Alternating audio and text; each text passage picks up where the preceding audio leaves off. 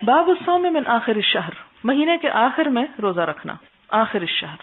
حدثنا السلط بن محمد حدثنا مهدي عن غيلان وحدثنا ابو النعمان حدثنا مهدي بن ميمون حدثنا غيلان بن جرير عن مطرف عن عمران بن حسين رضي الله عنهما عن النبي صلى الله عليه وسلم انه سأل رجلا وعمران يسمع فقال يا ابا فلان اما صمت سرر هذا الشهر۔ سرر کا میں پہلے ترجمہ کر دوں تاکہ آپ کو بات سمجھنے میں آسانی ہو۔ سرر کا روٹ سر ہے، چھپا ہوا ہونا، اور مہینے کا سرر کون سا ہوتا ہے؟ جب چاند نظر نہیں آتا۔ آپ نے دیکھا ہوگا نا، آخری تاریخ کو آخری 1-2 دن نہیں نظر آتا، پھر جس دن طلوع ہونا ہوتا ہے بعض اوقات نظر نہیں آتا۔ تو یہ کیا ہے؟ پہلی اور 29-30 تاریخ کیا ہوتی ہے؟ سرر، چھپی ہوئی راتیں، یعنی جن میں چاند چھپا ہو، مراد یہ ہے۔ اب یہاں پر کیا ہے؟ حضور صلی اللہ علیہ وسلم کے بارے میں یہ روایت آتی ہے کہ کیا کہا گیا کہ اے فلاں تو نے اس مہینے کے آخر میں روزہ رکھا؟ قال اظنه قال یعنی رمضان۔ ابو النعمان کہتے ہیں کہ میرا خیال ہے کہ انہوں نے کہا یعنی رمضان۔ قال رجل لا یا رسول اللہ، میں نے روزہ نہیں رکھا۔ قال فاذا افطرت فصم یومین، تو آپ نے فرمایا کہ جب تو رمضان میں افطار کرے تو 2 روزے رکھ۔ لم یقل السلط اظنه یعنی رمضان، سلط کہتے ہیں میرا خیال ہے انہوں نے رمضان نہیں کہا۔ قال ابو عبداللہ وقال ثابت عن مطرف عن عمران عن النبی صلی اللہ علیہ وسلم من سرر شعبان، شعبان کے اخیر میں، یعنی کیا آخری دن میں روزہ رکھ سکتے ہیں؟ تو جس کا روٹین میں روزہ رکھنے کی عادت ہو، یعنی اگر کوئی ہر مہینے کے آخری 3 دن میں روزہ رکھتا ہے تو وہ شعبان میں بھی رکھ سکتا ہے، یا کسی کے قضا رہتے ہیں تو وہ قضا پوری کر سکتا ہے، یا اسی طرح کسی اور سبب سے اگر کسی نے نظر کا روزہ مانا ہے وہ بھی رکھ سکتا ہے، کوئی شکرانے کے طور پہ روزہ رکھنا چاہتا ہے تو وہ بھی رکھ سکتا ہے، یعنی بالکل ممنوع نہیں ہے۔ ہاں اگر نیت یہ ہو کہ شک کا روزہ رکھ رہا ہے تو اس کی اجازت نہیں۔ باب صوم یوم الجمعہ، جمعہ کے دن روزہ رکھنا۔ وَإِذَا أَصْبَحَ صَائِمًا، اور جب صبح روزے سے کرے یوم الجمعہ فعلیہ ان یفطر، تو اس کو روزہ افطار کر دینا چاہیے، کیونکہ جمعہ کا دن ویسے ہی دوسری عبادتوں کے لیے زیادہ پسندیدہ ہے، جمعہ کی نماز اور دوسروں کی عیادت، اور کیونکہ چھٹی کا دن ہے اسلام میں بیسیکلی، کسی کے گھر آپ وزٹ کرنے کو جا رہے ہیں، کوئی آپ کے پاس آ رہا ہے، آپ جمعے کے لیے جا رہے ہیں، عبادت کر رہے ہیں اور گھر کی صفائی وغیرہ کر رہے ہیں، تو وہ دن دوسری قسم کی عبادات کے لیے زیادہ پسندیدہ بنسبت روزے کے۔ جمعرات کا روزہ زیادہ پسندیدہ ہے، سوموار کا بھی۔ حدثنا ابو عاصم عن ابن جریج عن عبد الحمید بن جبیر بن شیبہ عن محمد بن عباد قال سألت جابر رضی اللہ عنہ، میں نے جابر سے پوچھا، کس نے پوچھا؟ محمد بن عباد نے۔ انہا النبی صلی اللہ علیہ وسلم، کیا روکا تھا نبی صلی اللہ علیہ وسلم نے ان صوم یوم الجمعہ، جمعہ کے دن کے روزے سے؟ قال نعم، انہوں نے کہا ہاں۔ زاد غیر ابی عاصم یعنی ان ينفرد بصومه، اور ابو عاصم کے سوا دوسروں نے یہ کہا کہ جمعے کا اکیلا روزہ رکھنے سے منع کیا، یعنی خاص طور پر اہتمام کر کے صرف جمعے کا روزہ رکھنا، یعنی اس کی پسندیدگی کا اظہار نہیں کیا۔ اس کا یہ مطلب نہیں کہ اگر کوئی سبب کا روزہ رکھ رہا ہے تو جمعہ آ گئے تو جمعے کے دن چھوڑ کے اگلے دن روزہ رکھ لے۔ اس کے 2 مطلب ہیں، ایک تو یہ کہ جمعے کا قصدن روزہ رکھنا افضل نہیں ہے بنسبت اور کہ جو آپ صلی اللہ علیہ وسلم اب آپ دیکھیں یہی تو بات ہے نا جو عقل میں نہیں سماتی، کہ آپ صلی اللہ علیہ وسلم نے جمعے کی بڑی فضیلت بیان کی لیکن جمعے کے دن روزے سے روک دیا، اور جمعرات کی جیسے عام فضیلت نہیں ہے کوئی، لیکن ہمارے ہاں ہے ویسے، لیکن یہ ہے کہ آپ صلی اللہ علیہ وسلم نے اس دن روزہ رکھنے کی بات کی، یا سوموار کی، وہ اس لیے نہیں کہ وہ آپ کا برتھ ڈے تھا تو آپ نے ہم سے روزہ رکھوا دیا، لیکن یہ ہے کہ آپ دیکھیں کہ جب ایک انسان ویک میں اس طرح چھوڑ کے روزہ رکھتا ہے کہ منڈے کو رکھا، پھر ٹیوزڈے اور وینسڈے چھوڑ دیا، پھر تھرسڈے کو رکھ لیا، پھر فرائیڈے سیٹرڈے سنڈے 3 دن پھر چھوڑ دیا، پھر روزہ، وہ بھی ایک طرح سے روٹیشن اچھی ہو جاتی ہے۔ یہاں پر آپ دیکھیں کہ اگر ہمیں کوئی پوچھتا کہ سب سے افضل روزہ کس دن ہے تو ہم کیا بتاتے؟ تو یہ ثابت کرتا ہے کہ دین تمہاری عقل کے مطابق نہیں ہے، اس کی حکمتیں کچھ اور ہیں، اور اگر یہ کر ہی دیا جاتا تو اس میں ایک مشکل بھی تھی کہ ہم ساری نیکیاں ایک ہی دن کر کے پھر اس کے بعد بلا بیٹھتے اور ختم، تو اس شدت سے بھی روکا گیا۔ اور دوسری بات اس کا معنی یہ ہے کہ ایک دن کا اکیلا صرف جمعے کا روزہ نہ رکھو بلکہ اس سے آگے پیچھے بھی رکھ لو، یعنی تاکہ یہ تاثر مٹ جائے کہ جمعے ہی کا افضل ہے۔ حدثنا عمر ابن حفص ابن غیاث حدثنا ابی حدثنا الاعمش حدثنا ابو صالح عن ابی ہریرہ رضی اللہ عنہ قال سمعت النبی صلی اللہ علیہ وسلم یقول لا يصوم احدكم يوم الجمعة الا يوما قبله او بعده۔ میں نے نبی صلی اللہ علیہ وسلم سے سنا، حضرت ابو ہریرہ کہتے ہیں کہ تم میں سے کوئی صرف جمعے کے دن کا روزہ نہ رکھے مگر اس سے پہلے یا اس کے بعد بھی رکھے۔ حدثنا مسدد حدثنا يحيى عن شعبہ وحدثني محمد حدثنا غندر حدثنا شعبہ عن قتادہ عن ابی ایوب عن جویریہ بنت الحارث رضی اللہ عنہا ان النبی صلی اللہ علیہ وسلم دخل علیہا یوم الجمعہ وہی صائمۃ۔ یہ جویریہ بنت الحارث کی بات ہے کہ نبی صلی اللہ علیہ وسلم ان کے پاس جمعے کے دن گئے تو وہ روزہ رکھے ہوئے تھیں۔ فقال اصمتی امس، کیا تم نے کل روزہ رکھا تھا؟ قالت لا، انہوں نے کہا نہیں۔ قال تريدين ان تصومي غدا، آپ نے پوچھا کل روزہ رکھو گی؟ قالت لا، کہنے لگی نہیں۔ قال فافطری، تو پھر افطار کر لو، صرف جمعے کا مت رکھو.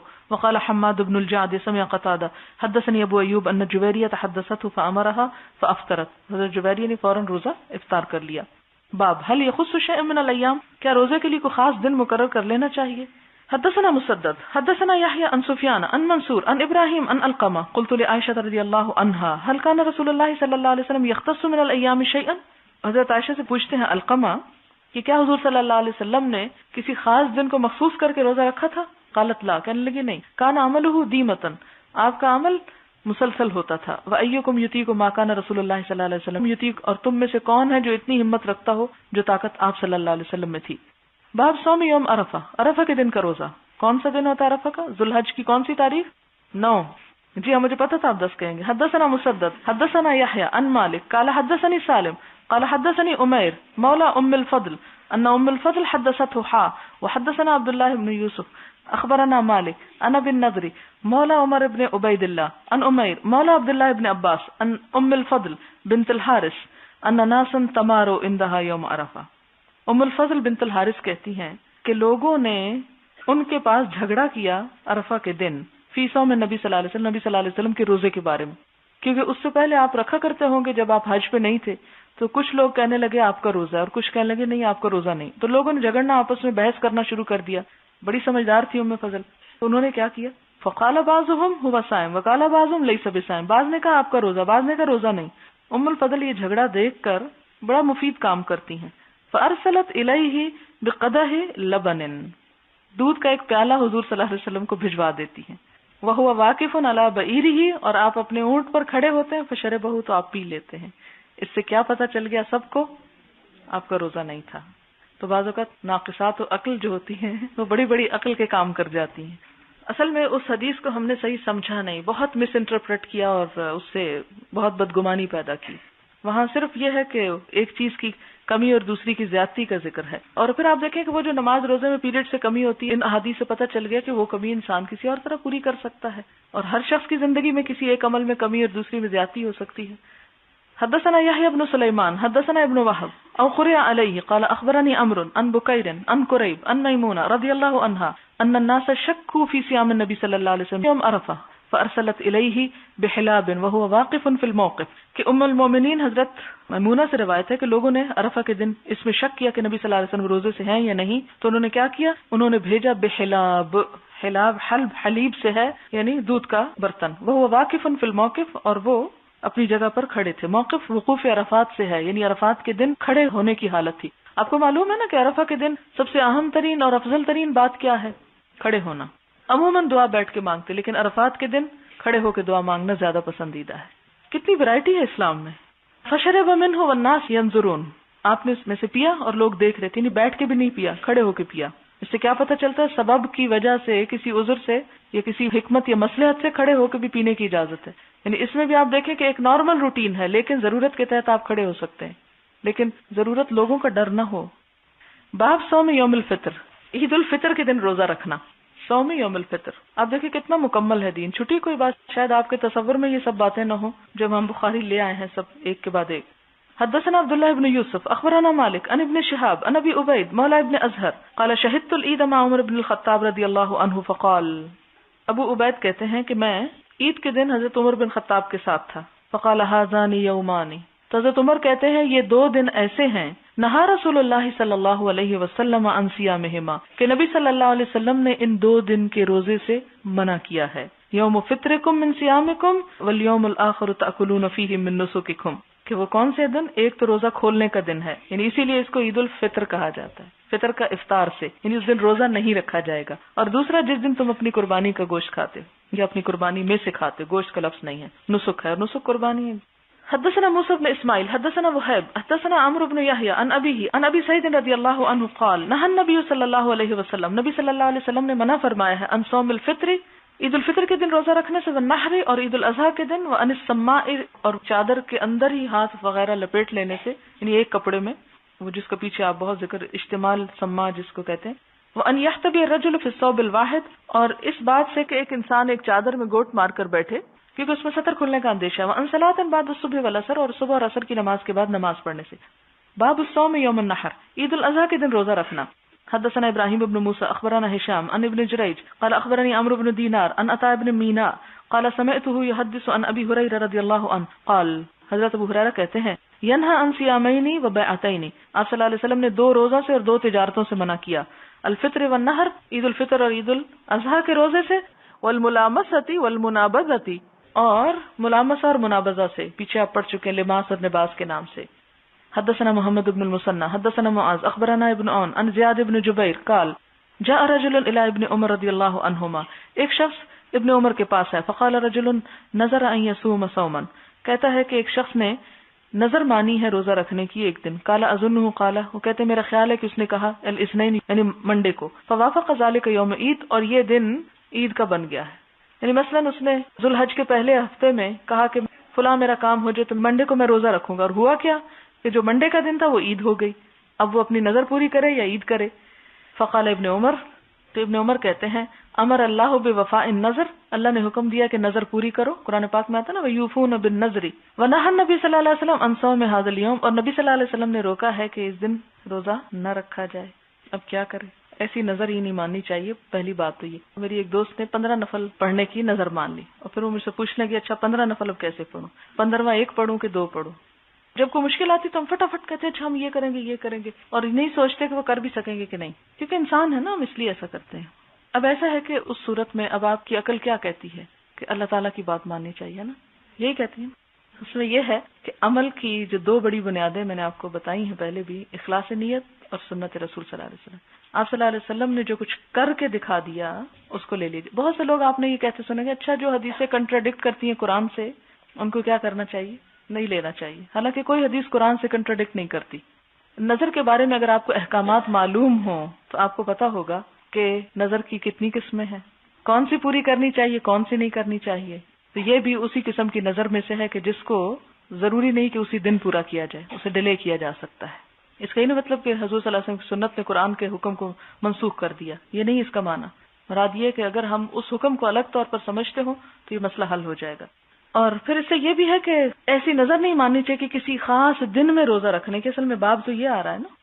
حدثنا حجاج ابن منہال حدثنا شعبہ حدثنا عبد الملک ابن عمیر قال سمعت قزعة قال سمعت ابا سعید الخدری رضی اللہ عنہ وكان غزا مع النبی صلی اللہ علیہ وسلم 12 غزوة، ابو سعید خدری جنہوں نے حضور صلی اللہ علیہ وسلم کے ساتھ 12 جہاد کیے تھے، قال سمعت 4 من النبی صلی اللہ علیہ وسلم، کہتے میں نے نبی صلی اللہ علیہ وسلم سے 4 باتیں سنی، فاعجبنی مجھے بڑی اچھی لگی۔ قال، پہلی بات لا تسافر المرأة مسیرة یومین الا ومعها زوجها ذو محرم، کہ عورت سفر نہ کرے 2 دن کے فاصلے پر مگر یہ کہ اس کے ساتھ اس کا شوہر یا محرم ہو، ولا صوم فی یومین، اور نہ روزہ رکھے 2 دن میں، الفطر والاضحیٰ عید الفطر اور اضحیٰ کے دن، ولا صلاۃ بعد الصبح، اور کوئی نماز نہ پڑھے صبح کی نماز کے بعد، حتی تطلع الشمس یہاں تک کہ سورج طلوع ہو جائے، ولا بعد العصر، اور نہ عصر کے بعد، حتی تغرب یہاں تک کہ غروب ہو جائے، ولا تشد الرحال، اور نہ سواریاں باندھی جائیں، الا الی 3 مساجد، مگر 3 مسجدوں کی طرف، مسجد الحرام و مسجد الاقصی و مسجدی ھذا، مسجد حرام، مسجد اقصی اور میری یہ مسجد۔ مئی میں اسلام آباد میں ایک عرس ہوتا ہے اور اس میں آپ نے دیکھو لوگ ڈالیاں کے ڈولیاں پتہ نہیں کہاں سے لے کے آتے ہیں، خصوصی سفر کرتے ہیں اور پیدل، پشاور سے پیدل آتے ہیں، امام بری کے مزار پر پیدل آتے ہیں میرے خیال میں۔ تو یہ بھی ایسی مشقت انہوں نے اپنے اوپر ڈالی۔ ایک شخص کو آپ صلی اللہ علیہ وسلم نے دیکھا کہ وہ پیدل حج کرنے کی اس نے نظر مانی ہے، اور پھر جب تھک گیا تو دوسروں کے کندھے پہ ہاتھ رکھے، تو آپ نے فرمایا اسے کہو کہ یہ سواری کرے اور اپنی یہ نظر توڑ دے، ایسی نظر نہ مانے۔ تو اس سے بھی کیا پتہ چلتا ہے کہ عبادت کے لیے سفر جو ہے اگر کرنا ہی ہے تو ان 3 مساجد میں جا کے کرے، کیونکہ یہاں نماز پڑھنا باقی مسجدوں کی نسبت جو ہے وہ کیا ہے، زیادہ ثواب کا باعث ہے۔ اس کا مطلب ہے دنیا میں کوئی اہم خوبصورت مسجد دیکھنی نہیں چاہیے، وہاں نہیں جا سکتے۔ مثلا اگر آپ کو شوق چرائے کہ آپ ترکی کی بہترین مساجد دیکھیں تو اب آپ کہیں گے جی حدیث لکھی ہوئی ہے کہ کوئی شخص کسی مسجد میں نہیں جا سکتا سوائے ان 3 مسجدوں کے، تو یہ معنی نہیں ہے اس حدیث کا۔ مراد اس سے یہ ہے کہ اگر کوئی شخص عبادت اور اجر کی نیت سے جاتا ہے کہ فلاں مسجد میں جا کے نماز پڑھنا زیادہ افضل ہے، تو وہ اس کو ایسا نہیں کرنا چاہیے۔ بس 3 ہی مسجدیں ایسی ہیں کہ جہاں خصوصی طور پر سفر کر کے جانا چاہیے۔ باقی یہ ہے کہ آپ سیر کے لیے اور بھی چیزیں دیکھیں، مسجدیں بھی دیکھیں، تو اللہ تعالیٰ نے بار بار کہا کل سیرو فی الارض، زمین میں سیر کرو۔ پھر اسی طرح یہ ہے کہ یہ جو محرم والی حدیث ہے یہ میں کہیں اور جا کے ایکسپلین کروں گی، بار بار آپ کے ذہن میں بہت کھٹک پیدا کر رہی ہوگی۔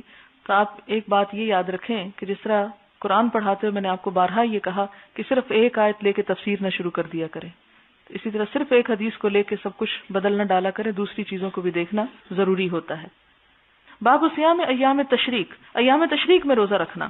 قال ابو عبد الله قال لي محمد بن المثنى حدثنا يحيى عن هشام قال اخبرني ابي كانت عائشة رضي الله عنها تصوم ایام منن وكان ابوه يصومها، حضرت عائشہ منا کے دنوں میں روزہ رکھتی اور ان کے والد یعنی ہشام کے والد عروہ بھی ان دنوں میں روزے رکھتے، یعنی ان دنوں میں روزے رکھ سکتے ہیں۔ حدثنا محمد بن بشار حدثنا غندر حدثنا شعبہ سمعت عبد الله بن عيسى عن الزهري عن عروة عن عائشة عن سالم عن ابن عمر رضي الله عنهم قال لم يرخص في ایام التشریق ان يصمن الا لمن لم يجد الهدي۔ ابن عمر کیا کہتے ہیں؟ نہ رخصت دی گئی ایام تشریق میں روزہ رکھنے کی مگر اس کو جس کے پاس قربانی نہ ہو۔ فمستيسر من الهدي ومن لم يجد فصيام ثلاثة أيام في الحج وسبعة إذا رجعتم تلك عشرة كاملة۔ حدثنا عبد الله بن يوسف اخبرنا مالك عن ابن شهاب عن سالم بن عبد الله بن عمر عن ابن عمر رضي الله عنهما قال الصيام لمن تمتع بالعمرة الى الحج الى يوم عرفة۔ صيام یعنی روزہ کس کے لیے ہے؟ لمن تمتع، جو کوئی تمتع کرنا چاہے عمرے کا حج کے ساتھ، یعنی عمرہ اور حج اکٹھا کرنا چاہے، الى یوم عرفہ، یوم عرفہ تک، یعنی وہ روزہ رکھ سکتا ہے۔ فإن لم يجد هديا، پھر اگر نہ پائے قربانی، ولم يصم، اور اس نے روزہ بھی نہ رکھا، ساما ایام منا، تو وہ منا کے دنوں میں روزے رکھ لے۔ وعن ابن شہاب عن عروہ عن عائشہ مثلہ وتابع ابراہیم بن سعد عن ابن شہاب۔ باب صوم یوم عاشورہ، عاشورہ کے دن کا روزہ رکھنا۔ عاشورہ کون سا ہوتا ہے؟ 10 محرم۔ اور اس میں یہ ہے کہ آپ صلی اللہ علیہ وسلم نے یہود سے پوچھا کہ تم کیوں رکھتے ہو؟ تو انہوں نے کہا کہ اس دن میں ہمیں فرعون سے رہائی ملی تھی، موسیٰ علیہ السلام نے رکھا۔ آگے حدیث آ رہی ہے، آپ نے فرمایا کہ ہم موسیٰ علیہ السلام سے زیادہ تعلق رکھتے ہیں، انا احق بموسیٰ منکم۔ تو آپ نے روزہ رکھا، روزے کا حکم دیا۔ اور ایک اور روایت میں ملتا ہے کہ آپ نے فرمایا کہ اگلے سال اگر میں زندہ رہا تو 2 دن کا روزہ رکھوں گا، لیکن آپ صلی اللہ علیہ وسلم کی وفات ہوگی۔ لیکن صحابہ کرام کا پھر طریقہ کیا تھا؟ 9ویں 10ویں یا 10ویں 11ویں کا روزہ رکھتے تھے، ایک روزہ نہیں رکھتے تھے، ملا کے رکھتے تھے۔ اور بعض لوگوں کا خیال یہ ہے کہ 10ویں کو روزہ نہیں رکھنا چاہیے کیونکہ یزید کی ماں فوت ہو گئی تھی۔ تو اس میں یہ ہے کہ ہمارے لیے یزید کی ماں کا مرنا یہ جینا اہم نہیں ہے، کیونکہ اس سے دین کا حکم کوئی نہ ثابت ہوتا ہے اور نہ ہی ختم ہوتا ہے۔ کسی کے مرنے اور جینے سے تو سورج گرہن پہ بھی اثر نہیں پڑتا، تو کہاں یہ کہ روزے پہ اثر پڑ جائے۔ تو یہاں پر یہ ہے کہ آپ صلی اللہ علیہ وسلم کی سنت ہی دراصل ہمارے لیے بہترین رہنما ہے۔ حدثنا ابو عاصم عن عمر بن محمد عن سالم عن ابیہ رضی اللہ عنہ قال قال النبی صلی اللہ علیہ وسلم یوم عاشورہ ان شاء صام، کہ عاشورہ کے دن جو چاہے روزہ رکھے۔ اسلام سے پہلے جب تک رمضان نہیں تھا تو رمضان سے پہلے اس دن کا روزہ فرض تھا، اس کے بعد نفل ہو گیا۔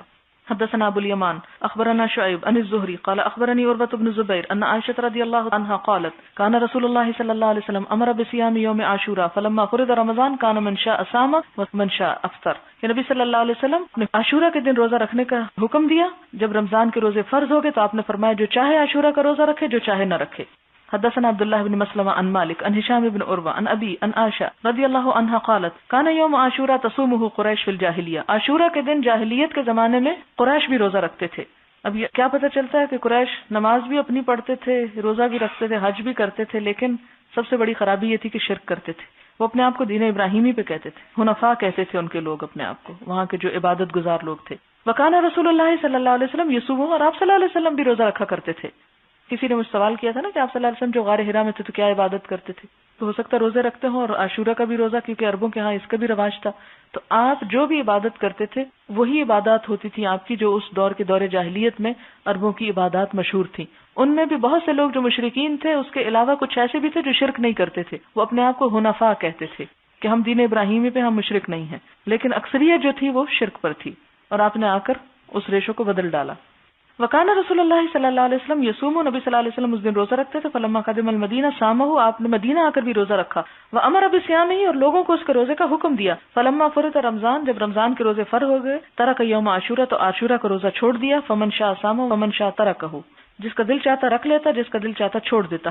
حدثنا عبد الله بن مسلمة عن مالك عن ابن شهاب عن حميد بن عبد الرحمن انه سمع معاوية ابن ابي سفيان رضي الله عنهما، نوٹ کیا آپ نے کیا لکھا ہوا؟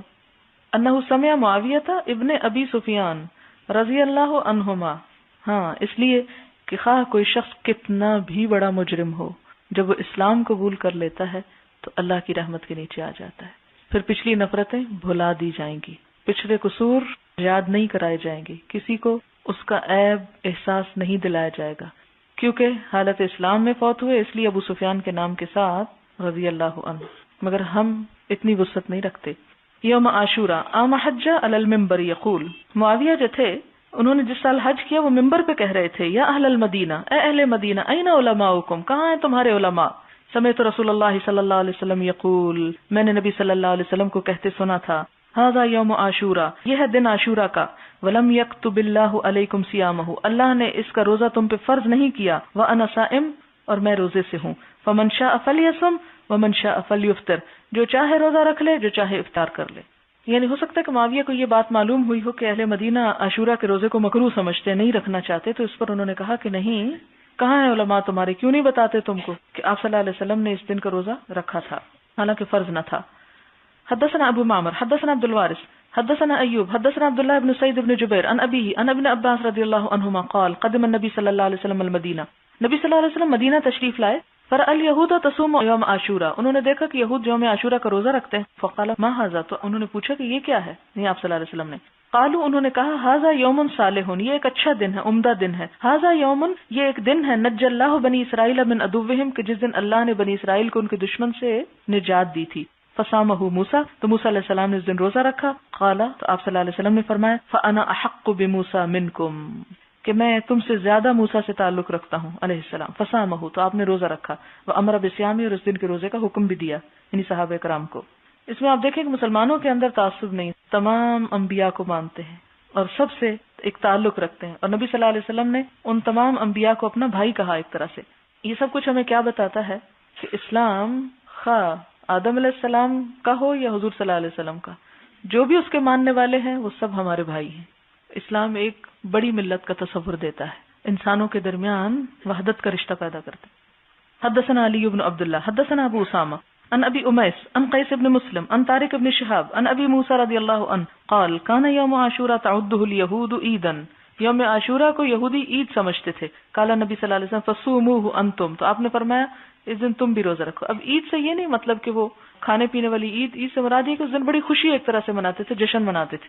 حدثنا عبید اللہ بن موسیٰ عن ابن عیینہ عن عبید اللہ بن ابی یزید عن ابن عباس رضی اللہ عنہما قال ما رأیت النبی صلی اللہ علیہ وسلم یتحرى صیام یوم فضلہ علی غیرہ الا ھذا اليوم، راوی کہتے ہیں کہ میں نے حضور صلی اللہ علیہ وسلم کو خاص طور پر ارادہ کر کے کسی دن کا روزہ یہ سمجھ کر کہ وہ دوسرے دنوں سے افضل ہے رکھتے نہیں دیکھا، الا ھذا اليوم، مگر اس دن کے یوم عاشورہ، عاشورہ کا دن، وھذا شہر یعنی شہر رمضان، اور اس مہینے کو یعنی رمضان، یعنی آپ صلی اللہ علیہ وسلم کے نزدیک افضل ترین روزے کب تھے؟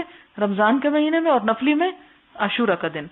حدثنا مکی بن ابراہیم حدثنا یزید بن ابی عبید عن سلمہ بن الاکوع رضی اللہ عنہ قال امر النبی صلی اللہ علیہ وسلم رجلا من اسلم ان اذن فی الناس، بنو اسلم میں سے ایک شخص کو آپ صلی اللہ علیہ وسلم نے کہا کہ جاؤ لوگوں کو پکارو، ان من کان اکل، جس نے کھا لیا، فلیصم بقیۃ یومی، اسے چاہیے کہ باقی دن روزہ رکھے، ومن لم یکن اکل، اور جس نے نہ کھایا ہو، فلیصم، اسے چاہیے کہ روزہ رکھ لے۔ اس کا مطلب کیا بنتا ہے؟ یہ نہیں کہ جس نے سحری کھائی ہو وہ روزہ رکھ لے، مراد یہ کہ اگر صبح بھی کچھ کھا لیا ہے تو اب آئندہ باقی دن نہ کھائے، کیونکہ ان کو پتہ نہیں تھا۔ اسی سے وہ قیاس نکلتا ہے کہ اگر کوئی شخص بھول کے ذرا تاخیر سے کھاتا ہے تو اس کا روزہ نہیں ٹوٹتا، یعنی اس حدیث سے بھی یہ پتہ چلتا ہے۔ اور جس نے نہیں کھایا وہ اب نہ کھائے، فإن اليوم یوم عاشورہ، کیونکہ آج کا دن عاشورہ کا دن ہے۔ اچھا جناب، اب آپ کے سوالوں کے جواب۔ ہمارے محلے میں مغرب کی اذان پہلے اور ٹی وی میں بعد میں ہوتی ہے، اس طرح افطار کرنا ٹھیک ہے؟ جی، اپنے محلے کی اذان کے ساتھ افطار کیجیے، کیونکہ بعض اوقات جو اذان آ رہی ہوتی ہے وہ دوسرے شہر سے آ رہی ہوتی ہے۔ مثلا اگر لاہور اسٹیشن لگا ہوا ہے اور آپ اسلام آباد میں بیٹھے ہیں تو نتیجہ کیا ہوگا کہ وقت میں 5-6 منٹ کا فرق ہوتا ہے، تو اس لیے آپ کے لیے حکم کیا ہے کہ آپ اسی اذان کو سن کر افطار کریں جو آپ کے محلے میں ہے۔ اگلا ہے، حدیث ہے کہ ام سلیم کے گھر جب حضور صلی اللہ علیہ وسلم تشریف لے گئے تو ام سلیم نے حضور صلی اللہ علیہ وسلم سے حضرت انس کے لیے دعا کروائی۔ کیا ہم بھی اپنے لیے کسی سے دعا کروا سکتے ہیں؟ جی ہاں، کروا سکتے ہیں، کوئی حرج نہیں۔ آپ نے مستقل عمل کے بارے میں بتایا کہ کوئی نفلی عبادت شروع کرے تو پھر مستقل پڑھے، حتیٰ کہ نفلی روزہ اگر جمعے وغیرہ کو رکھتا تھا اور رمضان سے پہلے 29-30 شعبان کو جمعرات بنتی تو روزہ رکھے۔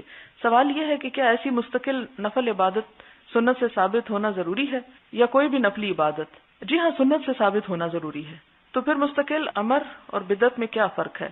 بدعت تو خود ساختہ طریقوں کو کہتے ہیں نا، کہ ایسی چیز اپنے اوپر پابندی کر لینا کہ جو حضور صلی اللہ علیہ وسلم نے نہیں کی اور اس کو چھوڑنے میں قباحت محسوس کرنا، جبکہ سنت کا یہ ہے کہ آپ سے وہ چیز ثابت ہو، خواہ تھوڑی ہی کیوں نہ ہو، کیونکہ آپ نے بہت سی چیزیں صرف کر کے دکھا دی کہ بعد کے لوگ ان کو کر سکیں، لیکن اگر وہ کسی وجہ سے رہ جاتی ہے تو اس کی قضا نہیں دینی ہوتی۔ یہ مستقل عمل اور ایک فرض میں فرق ہے. فرض وہ ہے کہ آپ کو مستقل بھی کرنا ہے اور اگر کسی وجہ سے چھوٹ گیا تو آپ کو قضا بھی دینا ہے. لیکن سنت کیا ہے کہ سنتیں بھی بہت سی مستقل طور پر کرنے کی زیادہ فضیلت ہے. اگر کبھی کسی بیماری یا کسی عذر سے چھوٹ جاتا ہے تو آپ کو قضا نہیں دینی. مثلا نماز کی سنتیں ہیں تو آپ کیا کرتے ہیں؟ اگر آپ کسی وجہ سے نہیں پڑھ سکے تو آپ کو قضا دینا لازم نہیں ہے. جبکہ فرض اگر آپ نہیں پڑھ سکے، مثلا سوتے رہ گئے، تو اس صورت میں اس کو تو آپ کو لازم پڑھنا ہوگا. بدعت پھر کیا ہوگی کہ وہ چیز جو نبی صلی اللہ علیہ وسلم نے نہ کی نہ کہی. کئی سنتیں ایسی ہیں جو صرف آپ نے کہی ہے، کی نہیں. مثلا صلاۃ التسبیح، جس میں ہمیں آپ کا عمل نہیں ملتا کہ آپ نے خود کیا، لیکن آپ نے اپنے چچا حضرت عباس کو اس کی تلقین کی، اور اتنی روایات ہیں اس پر کہ وہ سب مل کر صحت کے درجے کو پہنچتی ہیں. لیکن آپ نے خود نہیں کی. مجھے لگتا ہے کہ اگر آپ کرتے تو شاید وہ تراویح سے بھی کہیں بڑا ہجوم ہوتا اس میں. تو شاید اسی وجہ سے آپ صلی اللہ علیہ وسلم نے خود نہیں کی، لیکن آپ کی سنت سے ثابت ہے کہ آپ نے اس کی بڑی تلقین کی کہ اگر ہر روز پڑھ سکو تو ٹھیک، نہیں تو ہفتے میں ایک دفعہ، نہیں تو مہینے میں ایک دفعہ، نہیں تو سال میں ایک دفعہ، نہیں تو زندگی میں ایک دفعہ، یہاں تک ملتا ہے. بدعت کیا ہے کہ مثلا ہم صلاۃ التسبیح میں تسبیحات کی بجائے چوتھا کلمہ پڑھنا شروع کر دیں تو یہ کیا ہو جائے گی؟ یہ بدعت ہو جائے گی کہ آپ نے نہ تو کیا نہ کہا، اور ہم کیا کر رہے ہیں؟ جو آپ نے فرمایا اس کو چھوڑ رہے ہیں اور ایک اور کام شروع کر رہے ہیں. ایک میں آپ کو جملہ بتا دیتی ہوں کہ بدعت کو سمجھنے کے لیے، یا بدعت کی ایک چھوٹی سی مختصر سی ڈیفینیشن ہے 3 لفظی، اور وہ ہے البدعۃ تمیت السنہ. بدعت وہ عمل ہوتا ہے جو سنت کو مار دیتا ہے. البدعۃ تمیت السنہ، بدعتیں سنتوں کو ختم کر دیتی ہیں. یہ مطلب یعنی بدعت کیا چیز ہے؟ وہ کام کہ جو سنت سے ثابت نہیں اور کسی سنت کو چھوڑنے کا سبب بن جائے. مثلا جیسے میں نے بتایا کہ تسبیحات میں سبحان اللہ والحمد للہ ولا الہ الا اللہ واللہ اکبر پڑھنے کی بجائے آپ کیا پڑھنے لگے؟ لا الہ الا اللہ وحدہ لا شریک لہ، حالانکہ وہ بھی اللہ کی تعریف. ذی الحج کے پہلے 10 دن کے روزوں کی بہت فضیلت ہے، تو یہ روزے اپنے علاقے کے اسلامی مہینے کی تاریخوں کے مطابق رکھے جائیں گے. جی ہاں بالکل، ہم اپنا ہی کیلنڈر فالو کریں گے. حضور صلی اللہ علیہ وسلم کے زمانے میں بھی ایسا ہوا ہے کہ جیسے ایک علاقے کے لوگ دوسرے علاقے میں آئے تو ان کے روزوں کے دنوں میں فرق تھا، اور ہم کس کو فالو کریں؟ جہاں پر ہم ہیں. مثال کے طور پر اگر آپ سعودی عرب میں گئے ہیں عمرہ کرنے کے لیے شعبان میں، اور وہاں ایک دن پہلے روزے شروع ہو گئے ہیں، تو آپ انتظار نہیں کریں گے کہ میں تو اگلے دن رکھوں گا کیونکہ میرے پاکستان میں جو ہے وہ کل شروع ہو گئے. نہیں، آپ جہاں ہیں اسی کو سامنے رکھیں گے. اسی طرح مثلا اب آپ سعودی عرب میں موجود تھے اور وہاں پر چاند نکل آیا، پھر اس کے بعد آپ پاکستان میں آ گئے، تو اب آپ عید کب منائیں گے؟ جب یہاں کے لوگ منائیں گے انہی کے ساتھ. وآخر دعوانا ان الحمد للہ رب العالمین. سبحانک اللہم وبحمدک نشہد ان لا الہ الا انت نستغفرک ونتوب الیک.